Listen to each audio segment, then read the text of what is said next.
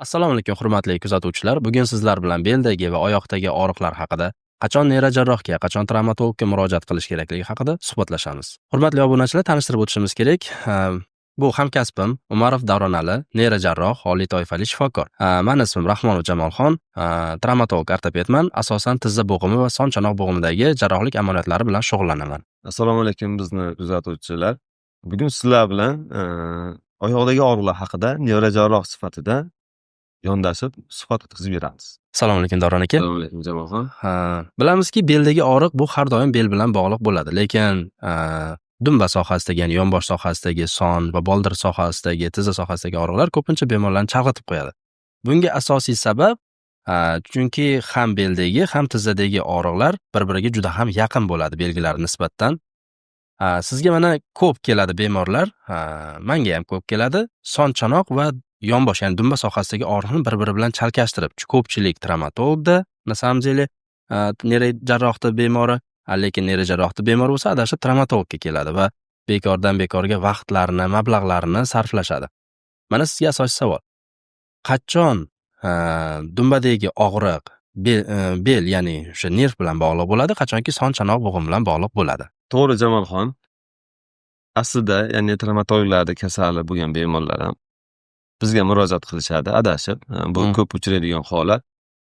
To'g'ri, bemorda shu bo'ksa sohasida va sonni yuqori qismlarida og'riq bo'lganda albatta ikki xil yondashuv kerak bo'ladi, ham travmatologicheskiy, ham nevroxirurgicheskiy. Qachon nevroxirurgga murojaat qilish kerak? Bu og'riq shu bo'ksani orqa sohasida bo'lib, sonni yuqori qismlarida bo'lib va u og'riqlar pastga yo'naladigan bo'lsa, harakatga bog'liq bo'lmasa, neyrojarrohga murojaat qilishlari kerak. To'g'ri. Qachonki dumba sohasidagi og'riq, dumbani orqa sohasida emas, orqa yuzasida emas, oldingi, ya'ni chov sohasida bo'lsa va sonni ichki yuzasi bilan tizza sohasiga tusha turgan bo'lsa, unda to'g'ri, u mani soham bo'ladi. Son chanoq sohasi, son chanoq bo'g'imiga bog'liq bo'lgan og'riq hisoblanadi.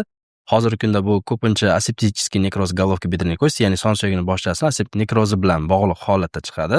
To'g'ri, bundan tashqari muammolar ham bor, ya'ni son chanoq bo'g'imida yengil shamollashli yoki travmadan keyingi holatlarda ham shu og'riq kuzatiladi. To есть, aniqlik kiritib o'tishimiz kerakki, shu o'rinda agar dumba sohasi, ya'ni yonboshda orqasida va sonni tashqi yonlari bilan pastga tusha turgan bo'lsa, unda neyroxirurgga murojaat qilishingiz zarur.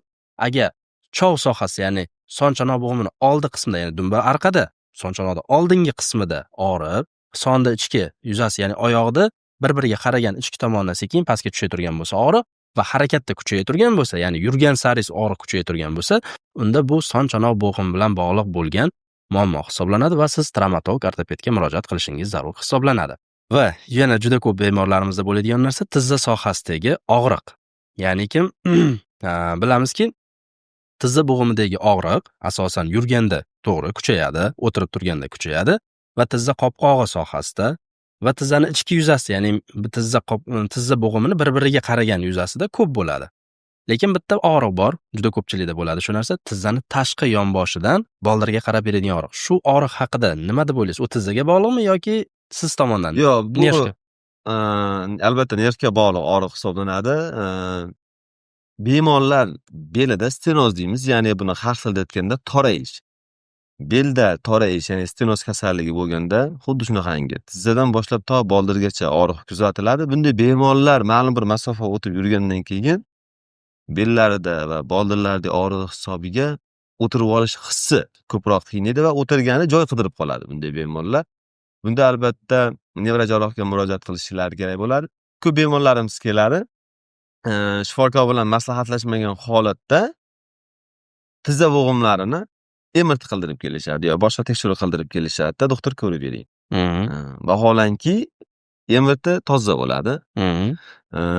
Bunda bemorlarning bitta xatosi shu shifokordan bemaslahat tekshiruvga borishganlari bo'ladi. Ortiqcha mablag' sarflash. Ortiqcha mablag' sarf bo'ladi. Vaqt va mablag'. Keyin meni bilishim bo'yicha stenozning yana bir asosiy belgisi uvishish kuchayib ketadi. Oyog'i xuddi yo'g'ib qolgandek bo'ladi. O'sha ko'p, misol uchun 500 metr 1 kilometr yurgandan keyin tizzamdan past xuddi yo'g'ib qolgandek bo'ladi deyshadi. Bu ham o'sha stenozning belgilaridan biri. Stenozning belgilari. To'g'ri. Bunday kasallarimiz Jamolxon aytishadi. Ilgari doktor deydi 1 kilometrga borib, keyin dam olardi. Endi 1 kilometr yurganimdan keyin belda shu boldida og'riq, uvishish kuchayib ketadi. Beixtiyor o'tirgani joy izlab qolaman. O'tiraman, mana bir vaqtdan keyin og'riqlarim qo'yaveradi, yana davom etadi. Vaqt o'tgan sari bu masofa qisqarib boradi.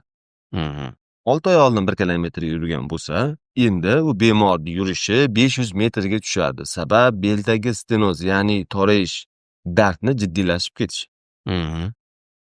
Ming afsus, bizni ko'p bemorlarimiz vaqtida kelmaydi. To'g'ri. O'sha masofa 10-15 metrga tushgandan keyin keladi. Chunki sababini aytaman. Misol uchun xuddi shu shikoyat bilan agar birinchi zvenoda o'tirgan shifokorga murojaat qilinsa, ya'ni tor mutaxassis emas, birinchi zvenoda o'tirgan mutaxassisga murojaat qilishadigan bo'lsa, juda ko'p hollarda og'riq qoldiruvchi va bir qancha yana qo'shimcha dorilar yordamida ular vaqtinchalik simptomatik davo olishadi va yengillik his qilgandek bo'lishadi. Lekin afsuski bu orqali kasallikning asosiy sababini faqat yashirishga erishgan bo'lishadi xolos.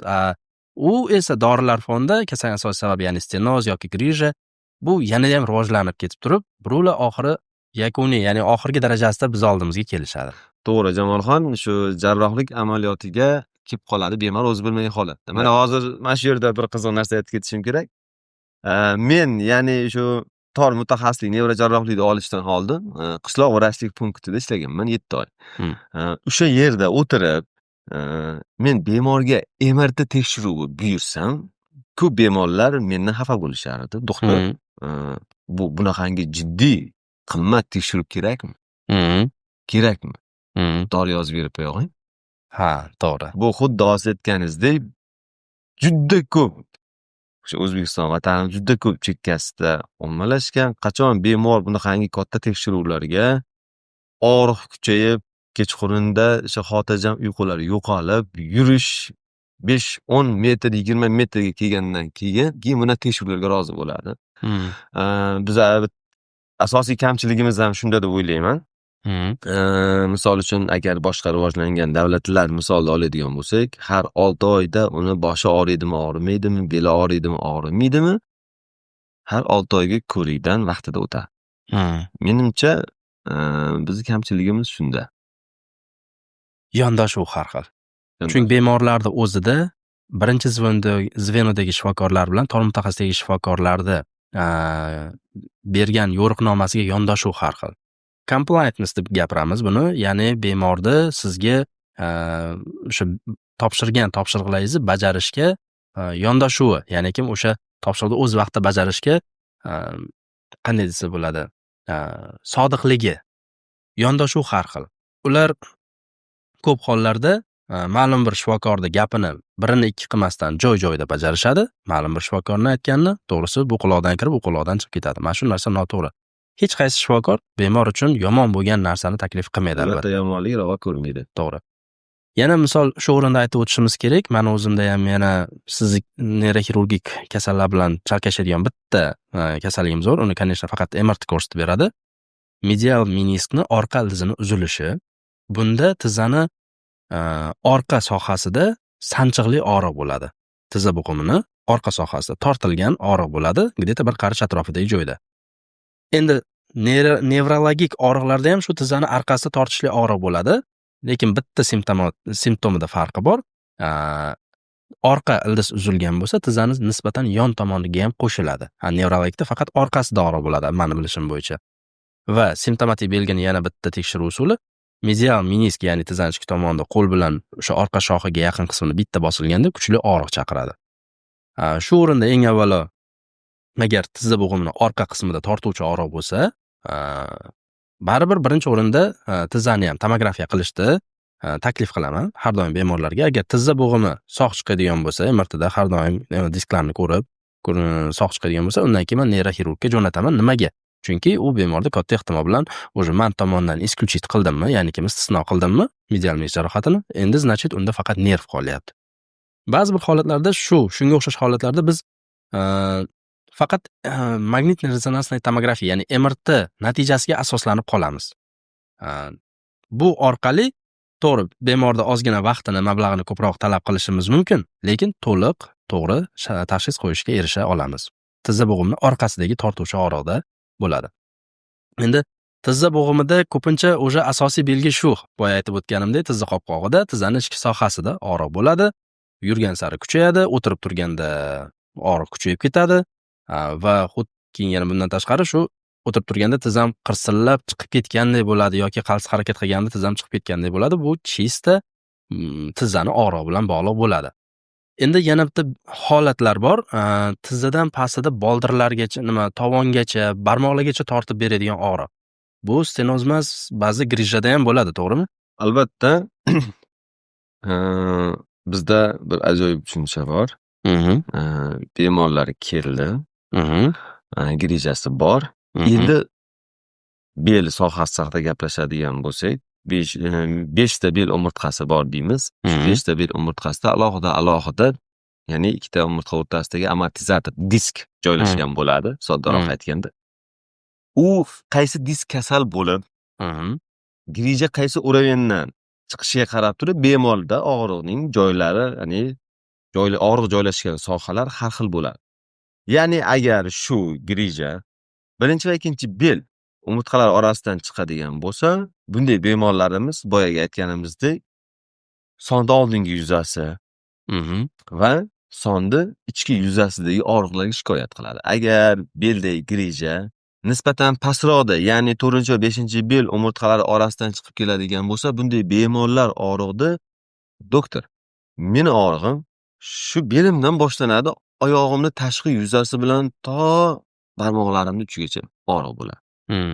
Ana endi 5-bel va 1-dumg'aza o'rtasidagi diskdan chiqadigan nervlarda qisilish, ya'ni grija hisobiga qisilish bo'ladigan bo'lsa, patologiya shu yerga joylashgan bo'lsa, bunday bemorlar doktor, og'riq belimdan oyog'imni orqa sohasi bo'ylab bitta ip yurgandek barmoqlarimgacha, tovonimgacha uvushadi deb shikoyat qiladi.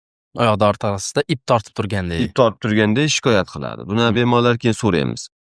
Kechirasiz, yo'talganingizda, aksirganingizda belingizda og'riq bormi deymiz. Og'riq bor deydi. Ma'lum bir masofaga yurganingizdan keyin oyoqdagi og'riq kuchayib ketyaptimi? Ha, doktor, kuchayib ketyapti. Ular ajablanishni boshlaydi-da.